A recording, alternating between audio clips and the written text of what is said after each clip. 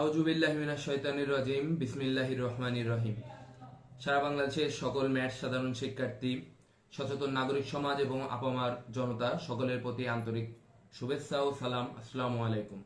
তো আজকে যে বিষয়টা নিয়ে আপনাদের সামনে আসা তা হলো, আপনারা নিশ্চয় অবগত আছেন সারা বাংলাদেশের সরকারি এবং বেসরকারি সকল ম্যাথস মিলে যে 4 দফা দাবিতে আন্দোলন সংগ্রাম করে আসছে, তার গতকালকে সেই 4 দফার মধ্যে আমাদের এক দফা বাস্তবায়ন হয়েছে। তো কর্তৃপক্ষের কাছে আমরা কৃতজ্ঞতা প্রকাশ করি যে আমাদের এক দফা দাবি বাস্তবায়ন করেছে। আমরা আশা করি তারা খুব দ্রুতই আমাদের বাকি 3 দফা বাস্তবায়ন করে আমাদেরকে ক্লাসে ফিরে যাওয়ার সুযোগ করে দিবেন। তো প্রথমে আপনাদের ম্যাথ সম্পর্কে একটু বলে নিই। হয়তো এখনো ম্যাথ সম্পর্কে সকলে ওইভাবে অবগত না, অনেকে আছে ম্যাথ সম্পর্কে জানে না, যার সুযোগ নিয়ে একটা কুচক্রী মহল এদের নামে নানা অপবাদ ছড়াচ্ছে, সমালোচনা করছে যে ম্যাথ 6 মাস অথবা 1 বছরের কোনো কোর্স, 6 মাস অথবা 1 বছর কোর্স করে তারা ডাক্তার হতে এসেছে। বিষয়টা, ম্যাথস হচ্ছে একটি মেডিকেল ডিপ্লোমা। এই কোর্সটা 4 বছরের ছিল পূর্বে, সেখানে 3 বছর একাডেমিক এবং 1 বছর ইন্টার্নশিপ ছিল। সেই কোর্সটা 2023 সালে আপডেট করে করা হয়েছে 4 বছর একাডেমিক এবং 6 মাস ইন্টার্নশিপ। এখানে আমাদের পূর্বের ন্যায় 1 বছরের ইন্টার্নশিপ ছিল। আমাদের দাবিও ছিল আবার সেই 1 বছর ফিরিয়ে আনা, কিন্তু কর্তৃপক্ষ আমাদেরকে 6 মাস দিয়েছে। তারপরেও এটা আমরা মেনে নিয়েছি। তো ম্যাথসে আসলে এখানে ম্যাথসে যারা আসে এরা কিন্তু জলে ভেসে আসা পদ্ম নয়। ম্যাথসে আসতে হলে অবশ্যই তাকে কোয়ালিফাই করে আসতে হয়। বলছি না যে ম্যাথসে যারা পড়ে তারা মেডিকেলদের মতো ওই রকম মেধাবী, কিন্তু একেবারেও মেধাশূন্য মানে জনশক্তি জনবল কিন্তু এই ম্যাথসে আসতে পারে না। এখানে অবশ্যই আপনাকে একটি ভর্তি পরীক্ষা দিয়ে আসতে হয়। আমাদের ভর্তি পরীক্ষাটি হয় 200 মার্কের। এটি যেহেতু একটি ডিপ্লোমা কোর্স, সুতরাং এসএসসির পরে এখানে ভর্তি পরীক্ষা দেওয়া যায়। 200 মার্কের মধ্যে 100 মার্ক হচ্ছে জিপিএ এর উপর এবং 100 মার্কের থাকে এমসিকিউ। তো এখানে মোটামুটি আমি আমার নিজের উদাহরণ দিই। এখানে জিপিএ তে যে 100 মার্ক ছিল, আমার নিজের জিপিএ একটু কম ছিল, সুতরাং আমাকে মার্ক তুলতে একটু কষ্ট করতে হয়েছে, যেহেতু অন্যদের চেয়ে প্রথমেই আমি মার্কে পিছিয়ে আছি। তারপরেও এখানে আমি 164.8 পেয়ে মেরিটে কুষ্টিয়া ম্যাথসে চান্স হয়। এখন এখানে পড়াশোনা করছি। তো এই অধিকাংশের গল্পটাই এমন যে ম্যাথসে আসে অবশ্যই সে কোয়ালিফাই করে এসছে, কিন্তু আসলে এর ফল কি আপনারা নিশ্চয়ই বুঝবেন যারা প্রাইভেট ইউনিভার্সিটি অথবা পাবলিক ইউনিভার্সিটিতে পড়ছেন, যে এসএসসির পর এসে ইংলিশ মিডিয়ামে পড়াশোনা করা একটা ছাত্রের জন্য কতটা ডিফিকাল্ট, এটা কতটা টাফ হয়ে যায় যে বাংলা মিডিয়াম থেকে এসে এসএসসির পরে হুট করে ইংলিশ মিডিয়ামে পড়াশোনা করা। তো আসলে এসএসসির পর থেকে ম্যাথসে এসে আমরা যত কষ্ট করছি, এ দিয়ে নিঃসন্দেহে একটি পাবলিক ইউনিভার্সিটিতে পড়া যায়, কিন্তু আমরা সেই কষ্টের যথাযথ ফল পাচ্ছি না। এখানে দীর্ঘদিন ধরে চাকরির নিয়োগটা অফ করে রাখছে, এছাড়াও অনেক সুযোগ সুবিধা থেকে এদেরকে বঞ্চিত করে রাখা হচ্ছে। আসলে আমরা লক্ষ্য করলে দেখব আমাদের বাংলাদেশের যে স্বাস্থ্য খাত, তার আজ এত করুণ দশা কেন? এই বাংলাদেশের এই স্বাস্থ্য খাত মোটামুটি এক প্রকার সিন্ডিকেট, এখানে এক প্রকার কঠিন সিন্ডিকেট চলে। মোটামুটি বলা চলে এমবিবিএসরা এই পুরা স্বাস্থ্য খাতকে একটি সিন্ডিকেটের আওতাভুক্ত করেছে। আমি এই কথা বলার পর হয়তো আমার উপর অনেক চাপ আসবে, কিন্তু আমি বলবো এই অন্যায়ের বিরুদ্ধে কথা বলা আমাদের নেশা। আমরা সেই খারাপ বাংলাদেশেও বলতাম আগের বাংলাদেশে, যে যখন চাপ আসতো, এখন তো নিউ বাংলাদেশ, এখন অবশ্যই বলবো। তো এই স্বাস্থ্য খাতের সিন্ডিকেট যদি ভাঙতে না পারেন, স্বাস্থ্য খাতকে যারা জিম্মি করে রাখছে এদেরকে যদি সরাতে না পারেন, তো বাংলাদেশের স্বাস্থ্য খাত কখনো উন্নতির দিকে যাবে না, কেরমি অবগতির দিকে ধাবিত হবে। সিন্ডিকেট বলতে কি বোঝেন? এই যে আপনারা দেখেন আমাদের বাংলাদেশে মোট 495টি উপজেলা আছে এবং 4578টি ইউনিয়ন আছে। আমরা সকলে নিশ্চয় অবগত আমাদের বাংলাদেশের প্রতিটা ইউনিয়নে ইউনিয়ন স্বাস্থ্য কমপ্লেক্স আছে, যেটার এখন জীর্ণশীর্ণ অবস্থা, এবং উপজেলাগুলোতেও ওইভাবে জনবল নাই, যার কারণে সেখানে চিকিৎসা সেবা ব্যাহত হচ্ছে। আর ইউনিয়নগুলোতে তো চিকিৎসা সেবা হয় না বললেই চলে।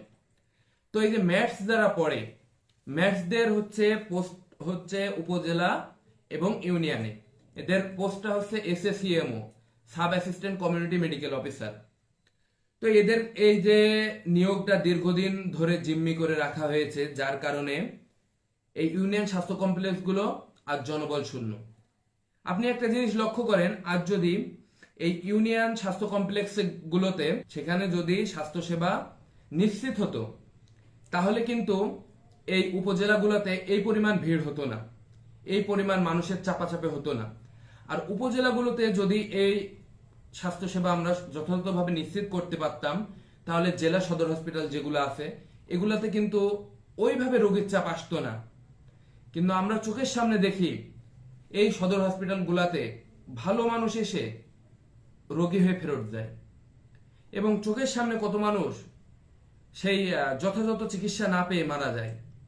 তো এগুলো কেন ঘটছে, এ বিষয়ে আপনাদের কি একটু কিছুই বলার নেই? একজন দেশের সচেতন নাগরিক হিসাবে, সাধারণ জনগণ হিসাবে কিছুই বলবেন না?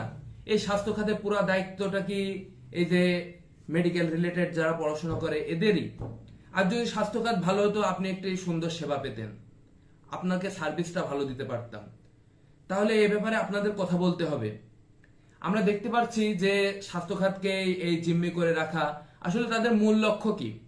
তারা কি মেডিকেলে পড়ে বলতে চায় যে ওই ইউনিয়নে জব করবে? তো আসুক, ইউনিয়নে তারা আসুক, তাদেরকে ওই জায়গায় ছেড়ে দেওয়া হচ্ছে, তারা মানুষকে সেবা পৌঁছায় দিক। আমরা চাই মানুষ যথাযথ সার্ভিস পাক।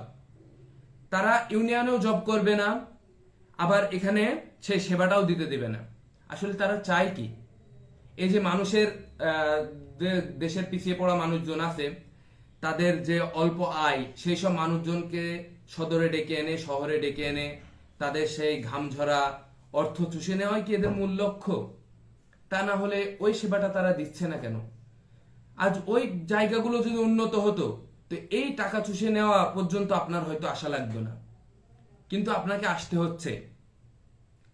ওই জিম্মি যদি না ভাঙতে পারেন, ওই সিন্ডিকেট যদি না ভাঙতে পারেন, তাহলে বাংলাদেশের অবস্থা, স্বাস্থ্যখাত দিন দিন এদিকেই যাবে।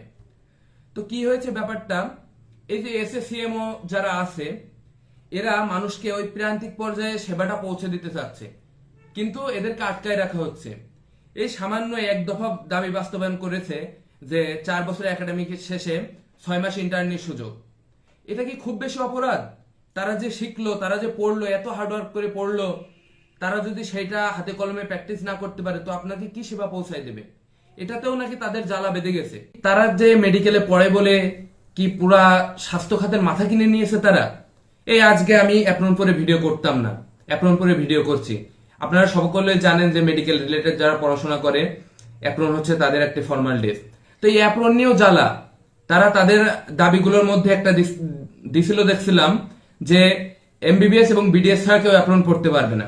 আচ্ছা, অ্যাপ্রন কি তাদের বাপদাদার সম্পত্তি? আমরা দেখে আসছি যারা আমাদের টেকনিশিয়ান ভাইরা আছে তারা অ্যাপ্রন পরে, যারা নার্স আছে তারা অ্যাপ্রন পরে, আবার পাবলিক এবং প্রাইভেট ইউনিভার্সিটিতে আমাদের যে সকল ভাইরা আছে বায়োকেমিক্যাল ইঞ্জিনিয়ারিং নিয়ে পড়ে, কেমিক্যাল ইঞ্জিনিয়ারিং পড়ে, অ্যাপ্লাইড কেমিস্ট্রিতে পড়ে, তারা বিভিন্ন ল্যাবের কাজে তাদেরকে অ্যাপ্রন ব্যবহার করতে হয়। তো তাদের একটি ড্রেস কোড নিয়েও তাদের কত মাথা জ্বালা, যে তারা একটি ভালো জায়গায় পড়াশোনা করে বলে স্বাস্থ্য খাতের মাথা কিনে নিয়েছে তারা। এই টোটালি একটা সিন্ডিকেট। আপনি যদি এটা না ভাঙতে পারেন, তো ধীরে ধীরে তাদের দাবিগুলো বাড়বে, তাদের অযৌক্তিক দাবিগুলো বাড়বে। আপনি দেখবেন যে একটি ডাক্তারের বিরুদ্ধে আপনি কখনো অভিযোগ নিয়ে খুব বেশি দূরে এগোতে পারবেন না, কারণ তাদের সিভিল সার্জন থেকে শুরু করে একদম নীতি নির্ধারক পর্যন্ত উঁচু মহলের যারা আছে, তারা সবই তাদের জাতিগত ভাই। সেটা কৌশলে ডিনাই করে দেওয়া হবে আপনাকে। তো যেটা বলছিলাম আর কি, তো এই স্বাস্থ্য খাতকে আমরা যদি জিম্মি মুক্ত না করতে পারি, সিন্ডিকেট মুক্ত না করতে পারি, তাহলে আসলে দেশকে এগিয়ে নিয়ে যাওয়া কখনো সম্ভব নয়। স্বাস্থ্য খাত একটি দেশের ব্যাকবোন, মেরুদণ্ড বলা চলে। তো আপনারা যে নতুন বাংলাদেশ গড়লেন, একটি নতুন বাংলাদেশের স্বপ্ন দেখেন, তো এখানে যদি এই সিন্ডিকেট গুলো এখনো না ভাঙতে পারেন, তাহলে কখনোই আমরা আগামীর সুন্দর একটি বাংলাদেশের স্বপ্ন দেখতে পারি না। তো এখানে এই যে মানুষের অধিকার, মানুষের যে চিকিৎসা, মৌলিক চিকিৎসা যে মৌলিক অধিকারের মধ্যে একটি অন্যতম একটি অধিকার, এই অধিকার মানুষকে ফিরিয়ে দিতে আপনাদেরকে কথা বলতে হবে। আমি আশা রাখি এরপরে যদি দেশকে সংঘাতের দিকে নিয়ে যেতে অরাজকতাপূর্ণ কোনো পরিবেশ সৃষ্টি করতে যারা মেডিকেলের ভাইয়েরা আছে, আসলে মূলত এই সরকারি মেডিকেলের স্টুডেন্টদের কিছুটা ওই মানসিকতা আছে যে মানুষের ওই রক্ত চোষা টাকা ওইভাবে না নেওয়ার একটা টেন্ডেন্সি আমরা তাদের মধ্যে দেখি। কিন্তু বিশেষ করে এই কাজগুলো করে যারা ওই যে আলালের ঘরের দুলাল, 50 লাখ 60 লাখ দিয়ে কোনো মেডিকেল থেকে পাশ করে আসে, তার তো ধান্দায় থেকে কয়েক বছরের মধ্যে আমি 50-60 লাখ টাকা তুলবো, তারাই বেশি এই মানুষ নিয়ে খেলা করে, মানুষের এই মাথার ঘাম পায়ে পড়া টাকা নিয়ে খেলা করে। তারা চায় না মানুষগুলো সদরমুখী হোক, তাদের প্রান্তিক পর্যায়ে চিকিৎসা সেবা লাগবে না, তারা সদরমুখী হোক, তাদের ওই টাকাগুলো চুষে নেই, এটাই তাদের মূল লক্ষ্য। তো এই মানুষের অধিকার ফিরিয়ে না দিতে পারলে নতুন বাংলাদেশ কখনো গড়া সম্ভব না।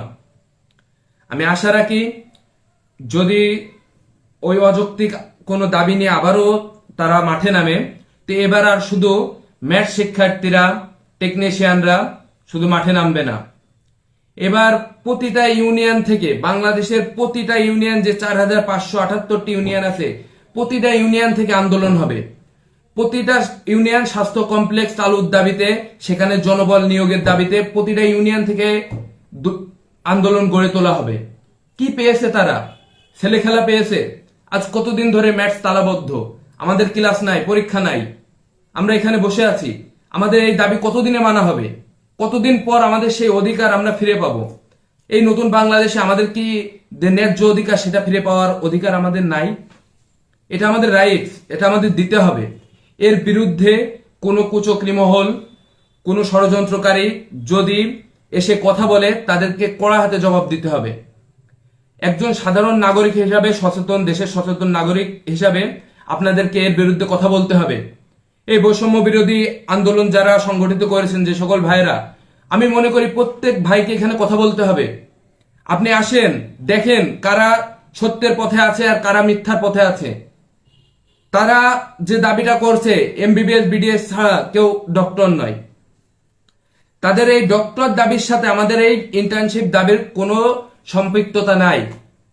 একটা কথা বলতেই হয়, আমরা সম্প্রতিকালে দেখেছি বিএনপির যুগ্ম মহাসচিব রুহুল কবির রিজভী স্যার একটি সুন্দর উদাহরণ দিয়েছেন যে একজন প্রাইমারি স্কুলের শিক্ষক ও শিক্ষক, একজন হাই স্কুলের শিক্ষক ও শিক্ষক, একজন কলেজের শিক্ষক ও শিক্ষক, একজন ইউনিভার্সিটির শিক্ষক ও শিক্ষক। তো এখানে কথা হচ্ছে যে ইউনিভার্সিটির শিক্ষকরা যদি ওই প্রাইমারি স্কুলের শিক্ষকদেরকে অবাঞ্ছিত ঘোষণা করে, তাদেরকে ভুয়া শিক্ষক বলে, তাহলে আমাদের শিক্ষা খাত কতটুকু এগোনো সম্ভব? তারাও তো শিক্ষা দিয়ে থাকেন। এই যে আমাদের এসএসসিএমও পদে যে ভাইয়েরা আছে, তারাও তো সেই চিকিৎসা সেবাটা নিশ্চিত করে থাকেন। তো এই চিকিৎসা ক্ষেত্রে এসে ওটা হবে কেন? একজন পল্লী চিকিৎসক ও চিকিৎসক, একজন ডিপ্লোমা চিকিৎসক ও চিকিৎসক, একজন গ্রাজুয়েট চিকিৎসক ও চিকিৎসক, একজন সেই পিএইচডি ধারী চিকিৎসক ও চিকিৎসক, এখানে কেন এই বৈষম্য তৈরি হবে? এই চিকিৎসা খাতে কেন এটা থাকবে? আর কতদিন এই সিন্ডিকেট থাকবে? এই সিন্ডিকেট ভাঙতে হবে আমাদের। আমরা যদি একটি নতুন বাংলাদেশ চাই, আমি আশা রাখি আপনারা এই সিন্ডিকেট ভাঙতে যা যা করা প্রয়োজন, আপনারা সচেতন নাগরিক হিসাবে প্রতিটা মানুষ এর বিরুদ্ধে অ্যাকশন নেবেন। সকলে আমরা চাই সকলে কথা বলুন। আপনি যদি কথা বলেন, এগিয়ে যাবে বাংলাদেশ। আপনি আর শহরে অবস্থান করছেন, একবার গ্রামের কথা চিন্তা করেন, গ্রামে আপনার সে বাবা মায়ের কথা চিন্তা করেন, তারা হয়তো কোনো প্রান্তিক অঞ্চলে বসবাস করছে, তারা যদি সেখানে সেই সুচিকিৎসাটা পায়, তাহলে তাদেরকে আজ এই শহরমুখী হওয়া লাগে না। শহরে এসে সেই মাথার ঘাম পায়ে ফেলা টাকা ঢেলে দিয়ে যেতে হয় না। সে যদি প্রাথমিক সেবাটা সেখানে পায়, তো আমরা চাই আপনাদেরকে সেবা পৌঁছে দিতে, সে প্রান্তিক পর্যায়ে সেবা দিতে চাই। মেডিকেলদের জন্য তো উপজেলা, জেলা সদর, মেডিকেল, বড় বড় হসপিটাল সব পড়েই আছে।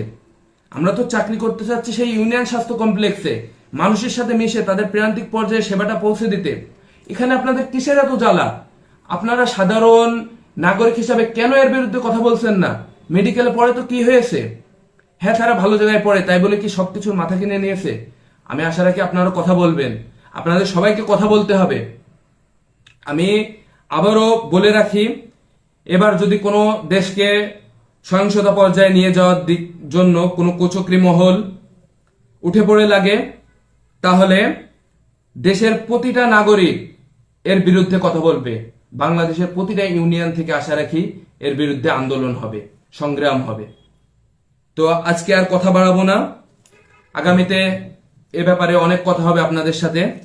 তো আজকে এ পর্যন্তই। সকলকে অসংখ্য ধন্যবাদ, সকলকে সংগ্রামী শুভেচ্ছা। আল্লাহ হাফেজ। আসসালামু আলাইকুম ওয়া রাহমাতুল্লাহ।